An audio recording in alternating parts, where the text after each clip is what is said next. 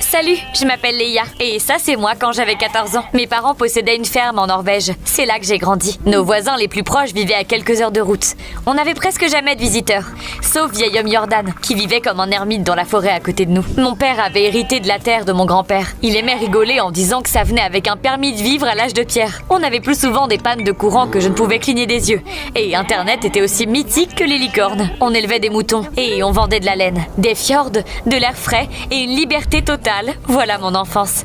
Je n'allais pas à l'école. Maman me donnait cours à la maison. Je ne voyais que rarement des gens de mon âge quand on allait dans la ville la plus proche pour acheter à manger. Je n'aimais pas du tout cette expérience. J'étais une albinos avec une peau très claire et des cheveux blancs comme neige. À chaque fois que je rencontrais de nouvelles personnes, elles me regardaient comme si j'étais un animal rare dans un zoo. Ajoute ça à mon tempérament chaud, t'as un cocktail appelé Leia va exploser. Un jour, je me suis tellement énervée contre un garçon qui me regardait que j'ai pas pu m'empêcher de faire éclater ses ballons avec une épingle à cheveux. À partir de ce moment-là, j'ai décidé que je ne remettrais plus jamais les pieds dans une ville. Et j'ai tenu parole. À mes 16 ans, je n'avais plus quitté la ferme. C'était tout mon univers.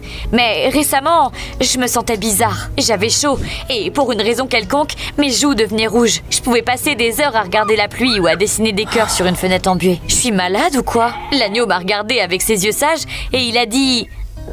Merci, c'est un bon conseil. Comme d'habitude, les seuls amis de notre fille sont les moutons. Est-ce qu'on devrait s'inquiéter? Avec qui d'autre serait-elle amie ici? Le frigo? Quand j'ai vu mes parents le lendemain matin, maman s'agrippait à son cœur et papa s'agrippait à elle et courait partout comme s'il avait bu 100 tasses de café d'affilée. J'ai mal au cœur. On va chez le médecin. Quelques heures plus tard, on est arrivé en ville. Elle était minuscule et il y avait très peu d'habitants. Mais par rapport à notre ferme, c'était comme New York. Il y avait un centre commercial, une école et même un hôpital. Pendant que maman et papa étaient dans le bureau du médecin, je les attendais dehors. Il y avait un groupe d'enfants de mon âge qui traînaient dans la cour de récréation à côté. Je les ai regardés et j'ai senti mon cœur se serrer. Je voulais aller les voir et leur dire quelque chose comme « Hé, je peux me joindre à vous ?» Mais quelque chose m'a arrêtée. J'étais partagée entre le désir de rejoindre leur gang bruyant et la peur qu'on me regarde encore comme si j'étais une goule. Puis, j'ai vu une petite fille sur un vélo.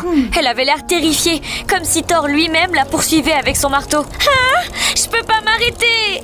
On aurait dit que ses freins ne fonctionnaient pas. Elle allait s'écraser dans un arbre. Je n'ai pas réfléchi. Je me suis précipitée vers elle et j'ai attrapé la fille.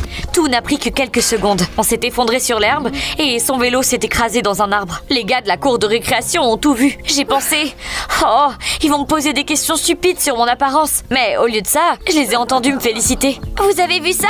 Cette fille est trop cool! Et belle. Ils m'ont regardé avec admiration. C'était bizarre, mais agréable. Merci de m'avoir sauvée, Yuki. J'ai grimacé et je l'ai repoussé doucement. Tout d'abord, j'étais Leia, pas Yuki. Deuxièmement, je ne savais que parler aux moutons. Et ils n'étaient pas fans de câlins, eux.